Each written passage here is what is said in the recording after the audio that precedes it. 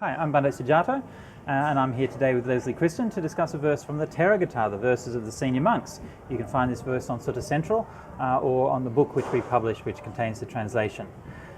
For today, our verse is going to be number 43 by Venerable Sumangala. So I'll start by just reading the verse. Well freed, I'm very well freed from the three crooked things, my sickles, my ploughs, and my little hoes. Even if they were here, right here, I'd be done with them, done. Practice jhana, Sumangala, stay heedful, Sumangala. So, here, this verse is a very kind of distinctive one. This the use of the repetition. It gives this kind of exuberant, sort of uplifting feel to it, very emphatic. And he's celebrating his release, presumably his arahantship, his enlightenment, and he's using the simile of that being tied to the duties of the household life. The three crooked things is the tools that he would use in his farming: sickles, ploughs, and hoes. And this is something I've seen as a monk, is that even when people gone forth as monks or nuns, then you can live for years, but still those things that you had in your lay life, they call you back, and whether it's your family or your work or your habits and your things that you like and so on, they keep on calling you back to that thing. And to us, maybe if we think, how could you be attached to sickles and ploughs, right? Surely he'd be thrilled to get rid of them, right? But if that's your craft, that's your life, and that's your identity, you're a farmer, you grow, you get value from that. It's something that is a worthwhile, it's a good occupation. You can feed your family and you get a sense of pride about doing it well. So that kind of idea, like the tools of your trade, is something that actually people are quite attached to and have quite fond feelings for. So now he's got rid of those things. Obviously there is a deeper metaphorical implication here, because the ploughing and the growing the crops and so on is often used as a simile for karma and the results of karma and so on. So he's done with those things.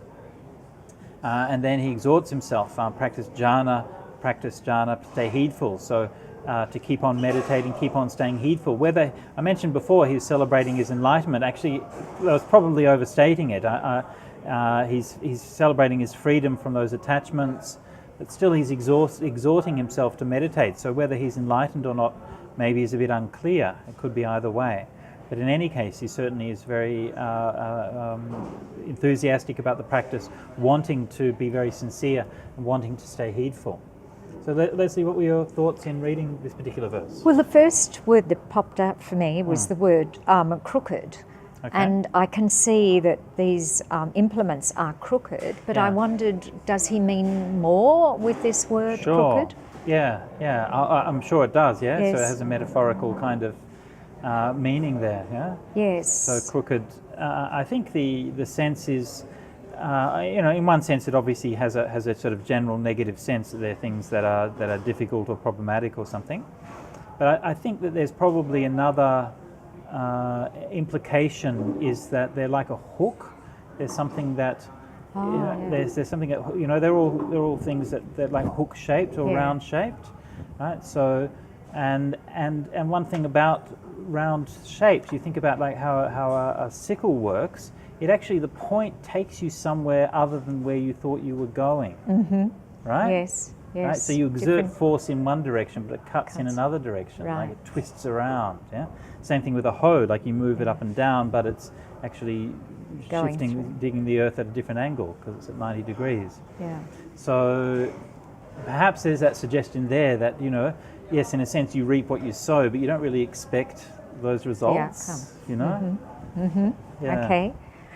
And the exhortation for himself, it's not like he is totally there. Is that right? He's not totally enlightened. It's like he has to exhort upon himself. No? Could be either way. Yeah. Normally with the first line it says well freed, Yeah. sumutta or suvimutta. Normally that would imply that you were enlightened. Okay. But yes, the words at the end seems to be encouraging him to continue along the path. Yeah. On the other hand, sometimes that even somebody who's enlightened might be not doing it in order to make themselves have to practice, but just because they just love doing it.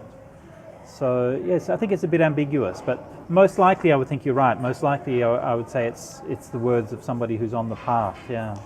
And could this also be an exhortation to pupils to also stay on the path rather than maybe an expression of where he's at? Sure, both. Yeah. Yeah.